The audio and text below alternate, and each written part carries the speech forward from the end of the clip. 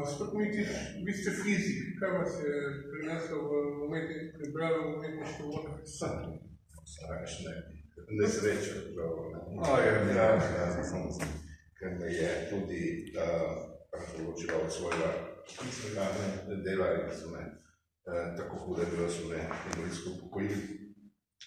In je pa to morda prilika, da sem se vrnil stari ljubezni, v kreativnem pisanju. Tako da nekateri avtori, ki spremljajo moj del, pravijo, da morda bome so okolični, ker drugače, jaz sem bil na pravzeno slovarnico, regulatorni organi veliko dela in tako veliko tudi tehnike nacionalno povezal, tako da najbolj toliko časa in ne bi posvečen zagotovo. Ampak to je tako hec. Fiziki imate tudi en svoj taki skoraj privatni žanr, no?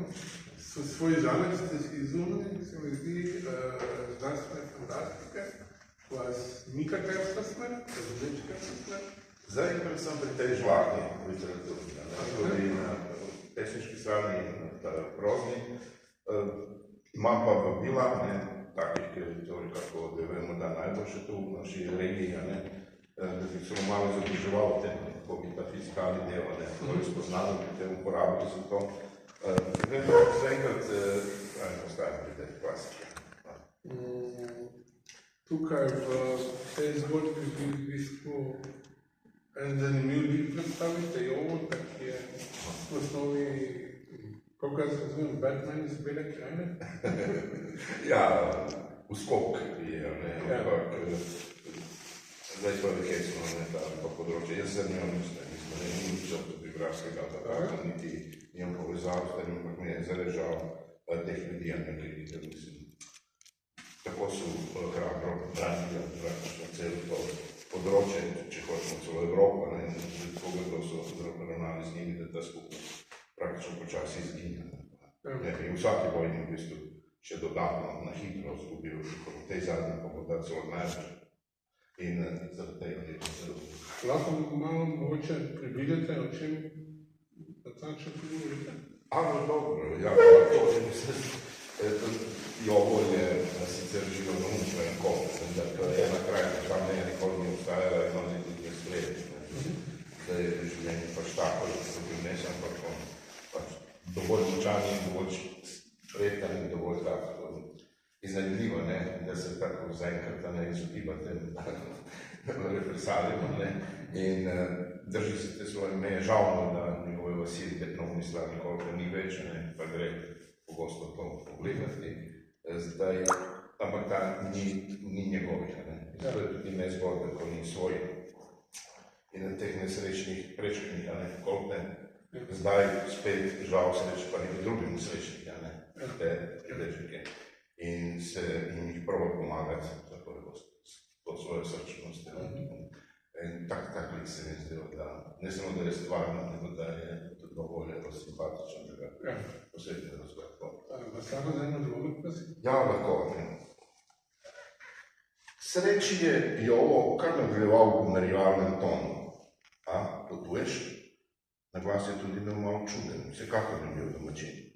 Ja, pišem nekaj v teh krajih, ko sem kar prišel sem pogledati v živo. Jovo je sicer nekoliko več poguma, vendar je tudi v tem stavku opazil veliko nevarnost. Kaj če bi ga tudi to prizadeval? Kaj ima on iskati po njegovih krajih? Cel špricer je zginil v grlu v enem poželjku. Revež je nervozno tresel z nogo pod mizo in začel se rišteti. Koliko časa bo preteklo, da bo takrat celo preletela z novim polnim kozarcem, ko je Jovo kar začel brez uvoda, s kratkimi stavki.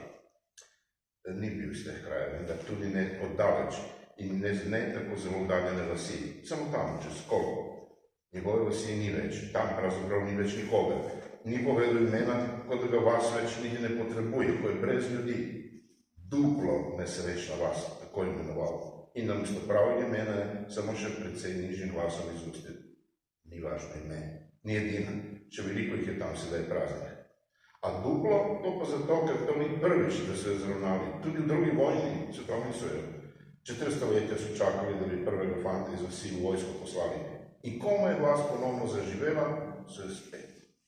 Sedaj najbrž dokončno. Ker še po tolikih letih tam ni niti enega stalnega prebivalca. a tako je bila lepa in tako so jo radi imeli. 5 napadov so se obranili, 6. ne.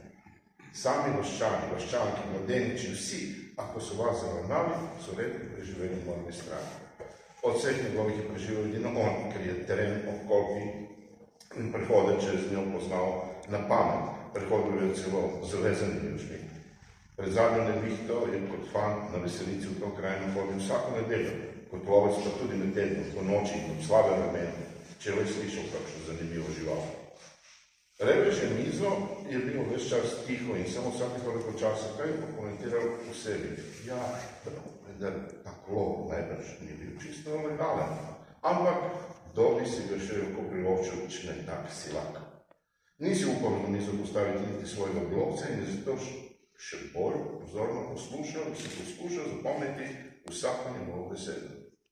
Ja, besede niso bili izbrane, niti lepe ne, a kdo v sebi nosi toliko grenkobe, verjetno niti ne more uporabiti lepi besed. Posledno so se nanašali prav na to, če mu želel pisati, zato se je malo pogumil. A mislite belo krajino? Tako je poglobil. To je ena in ista krajina, mi nikoli nismo delili svoje krajine. Vem, tukaj ste rekli belo, gled, sedaj tudi ona postaja črna. Hitro poskušal popraviti svojo nujno opasko in se reševal, kako je vedno znal. Ja, črna, dobro ste to zadeli. A veste, jaz sem tukaj zaradi nekega pojava. Predvsem se jih je tukaj naselilo in se jih še naseljuje v hiše, ki so nekoč bile, a ste morda na to mislili? Kot izstopa iz njega drugilo. Na vsak možen način je počrnela cela naša krajina. I kaj niti to stalno vi, pa vi. Jaz sem jo. Kaj pa ti?